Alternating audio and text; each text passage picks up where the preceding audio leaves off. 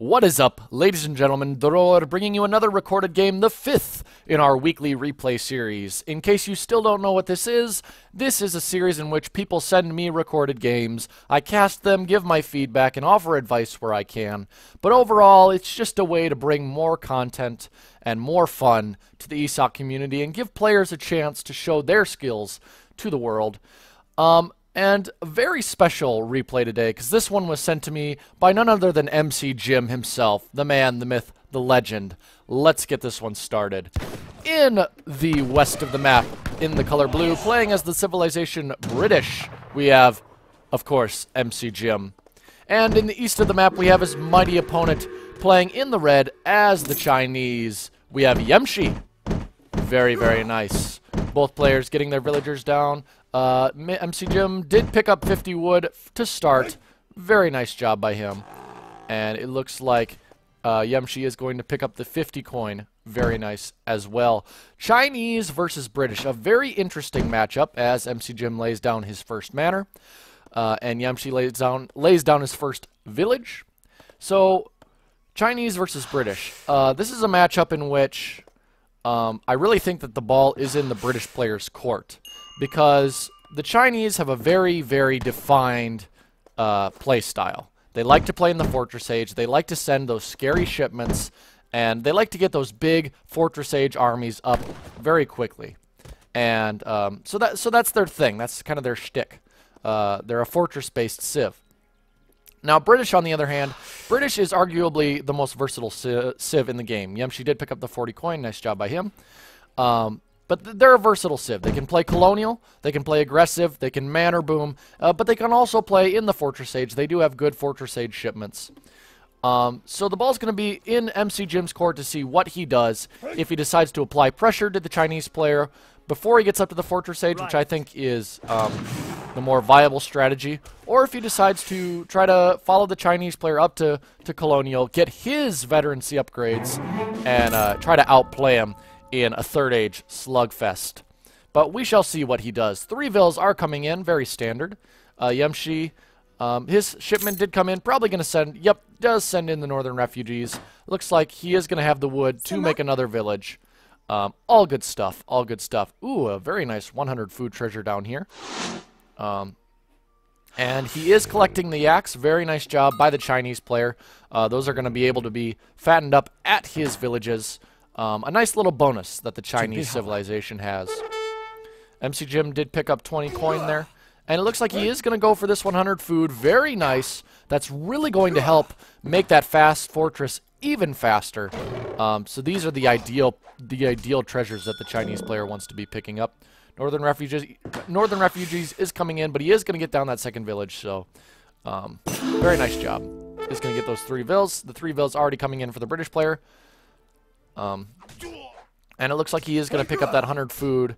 Very nice job by the Chinese player. Is going to speed up that age up time. Very nice. Very nice. The British player looks like he's going to be aging up very soon. And he is aging up. Oh, he is aging up with the Philosopher Prince. Going to get that 500 food. So we could see something aggressive. Maybe that's going to fuel a quick Hussar batch, or maybe even some muskets. So we'll see what happens there. Or he could just use it to speed up his age. But I really think that the British player should try to push in colonial, put some pressure on the Chinese player before he can get to the Fortress Age. And if he can do that, the Fortress Age, while the Chinese player is going to get there, he's going to have such a battered economy that he's not going to be able to rely on his military production as well as his shipments. The fortress, or not the fortress, but the wonder is coming down, but the British player is already almost halfway aged, while Yemshi has just started aging, which is a good thing for the British player. He is building a forward manor house here, which does signal that he could be deciding to go for something aggressive, maybe put down a military building in the middle of the map with that second villager that he's going to get. But yeah, a pretty standard play from both players. It looks like MCJim decided to go with double manor, now putting down the market. Gonna get those upgrades. We'll keep an eye on him, see what upgrades he gets. Most likely his hunting dogs. probably steel traps once he reaches the second age. But China here, putting 4 Vils on the Wonder to try to keep up with the British players aging, which is good. It's very good. And the British player is going to get aged up. Going to get that 500 food going down now. And a stable coming down immediately for the British player. So it looks like we could see 5 Hussar coming out, possibly even more. And we'll see once his 700 wood comes in here, maybe if he decides to lay down a barracks and apply even more pressure. The Wonder almost coming down for the Chinese player. Yemshi is into the next stage. Does have that banner army. Queued is sending the 700 gold, so definitely a fast fortress coming from the Chinese player, as is to be expected. MCJim does have 4 Hussar in queue. Does have his 700 wood coming in. Let's see what he decides to do with that 700 wood. Is he going to use it for market upgrades? Is he going to use it for manners? Or is he going to use it for more military? The answer will be revealed shortly. But these 5 Hussar are about halfway trained. And you know, the Chinese player has done a relatively good job securing his hunts. He did shoot that one away, which isn't the best, but he is going to have this villager caught up trying to get this hunt. But the Chinese player does have these villages that he can retreat villagers into, a very nice bonus. A barracks is coming down, so definitely a colonial age agenda for the British player. It has more Hussar in queue, so really going to try to apply some good pressure to the Chinese player. Let's see what the Chinese player is sending. He did ship the 700 gold. So he's looking like he's very close. He almost has the resources to age. But these 5 Hussar are going to come into the base. And 600 wood being shipped. The hunting dogs upgrade coming in. He's going to get at least 1 villager, most likely. Nope, is going to save that villager. So very nice job by Yemshi getting his villagers into the town center. That is going to delay his age up time a bit. But he's already going to start going into the next stage with the porcelain tower. So, and just at the 6-minute mark, very nice job by him. Able to gather up that coin and the necessary food. Is going to attack these disciples along with this Chinese explorer. And going to take him down, which is a good win in and of itself. 5 Hussar are still roaming around. 700 wood coming in for the Chinese player. Muskets being trained. More Hussar coming in. So it's going to be interesting. Looks like the sentries have come out. He's going to drive those Hussar away for a while and allow those villagers to work on this Wonder. Oh my gosh, I cannot speak today. I apologize. 4 muskets are coming out of the forward barracks. So this British army is just going to start getting bigger. But if the Chinese player can get into the next stage and get those scary shipments like the the skirmishers, the Chinese skirmishers. I'm not even going to try to pronounce them right now. Plus, you know, the meteor hammers, the Changdao swordsmen. Gonna be probably able to stabilize, but you never know. Consulate coming down here, muskets, and more Hussar coming into the base. These sentries are at pretty low health now, so the Hussar should be able to deal with them relatively quickly, along with the musketeers. Oh, but a banner army, the first banner army is going to be able to come out. He needs to focus those Quang pikemen with his musketeers in order to save his Hussar. The Hussar are getting in the Chuko Nu. So this first banner army is going to be cleaned up, but it is buying him time to get that Wonder down. Yemshi almost got that Wonder down. He's very close. He is going to lose a villager, though. Yemshi only had 24 villagers right now. The British player is at 34 with the 5 Vil shipments, making more musketeers. So this is close to call. This is very close.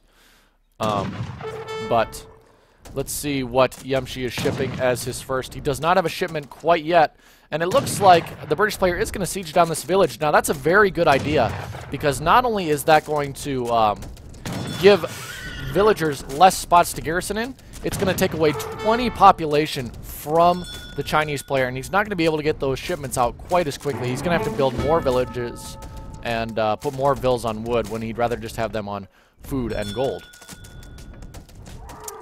But it looks like he is shipping... oh, he's shipping intervention. I wonder when it's going to come out of his consulate. Oh, I wouldn't be surprised if he shipped redcoats. I'm betting he shipped redcoats. I mean, because that's going to deal with these Hussar very well, and even with these muskets. But we'll see. The British player is starting to make some longbow now, shipping the 700 coin, getting his wood market upgrade. Very nice. Going to take out this other village. But intervention has come in, or is coming in for Yemshi. And there it is. The British allies are going to come in along with the Forbidden Army. And look at all of these redcoats popping out of the town center. They're just going to melt through these colonial musketeers, as well as these Hussar. But it looks like he is making the Forbidden Army 2 iron flails and 2 meteor hammers. So getting some cav mixed into his composition, which will be good, because there are some longbow starting to come into the map. Another banner army going to come out quite soon.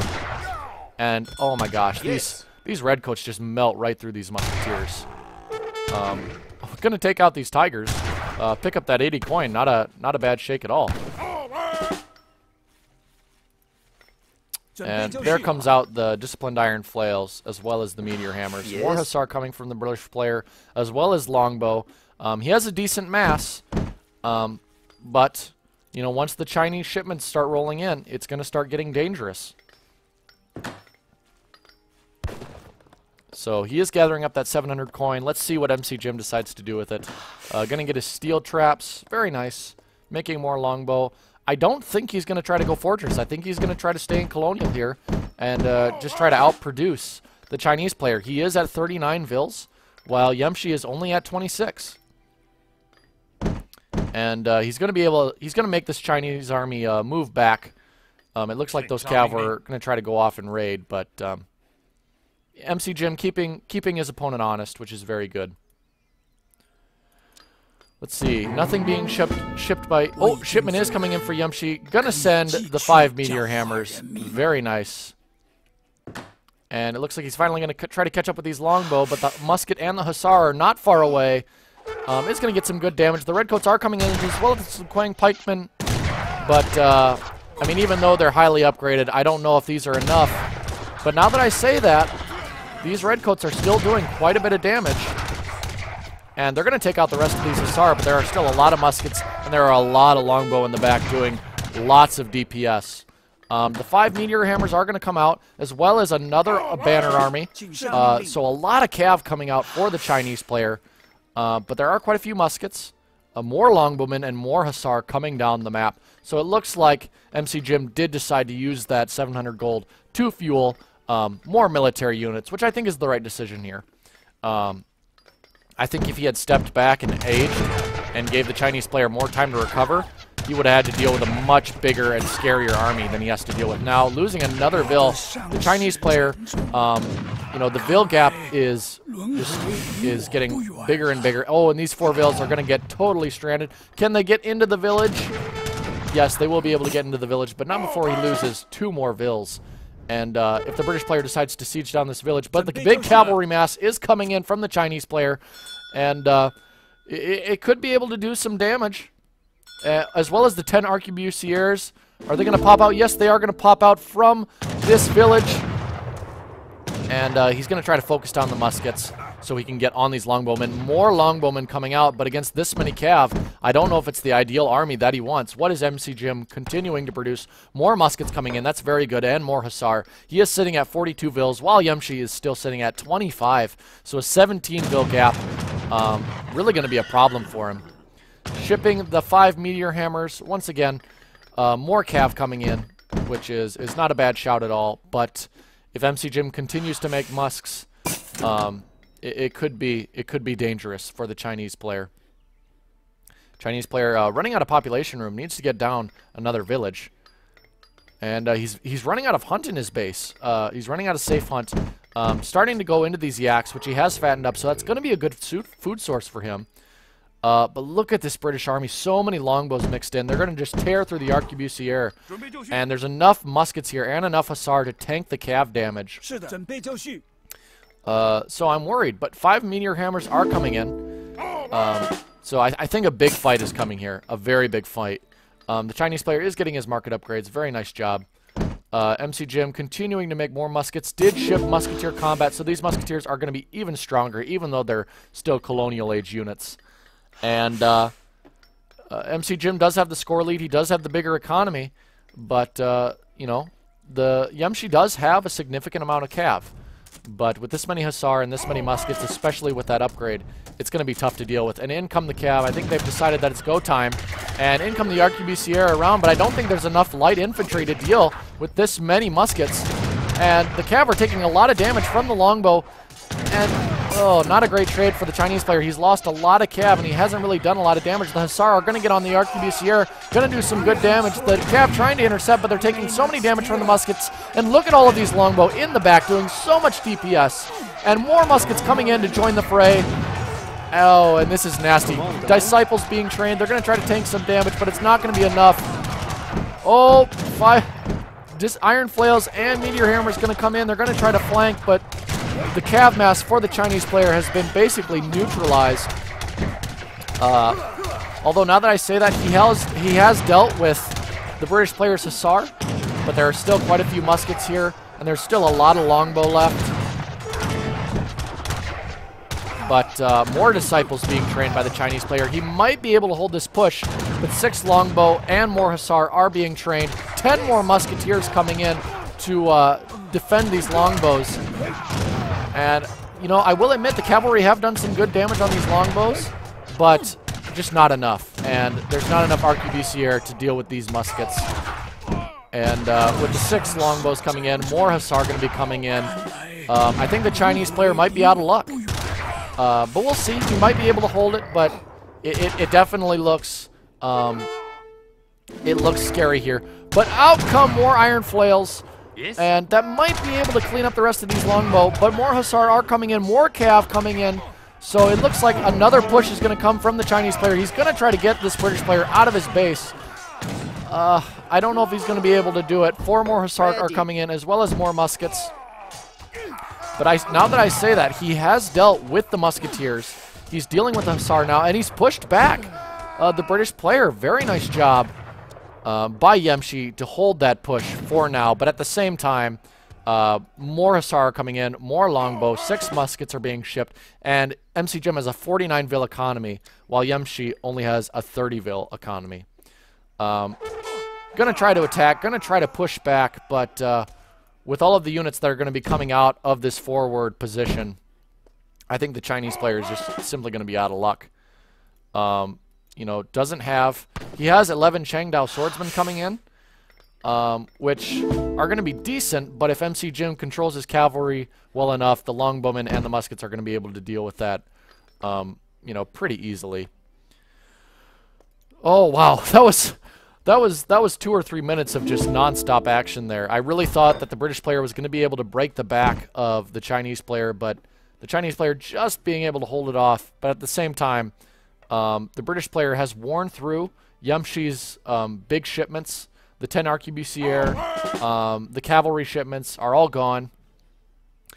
And now he's sending the Changdao swordsmen, which are good, but against ranged infantry, they're not going to be too effective. And we also have to remember the Chinese player has run through his yaks, is still running out of hunt in his base.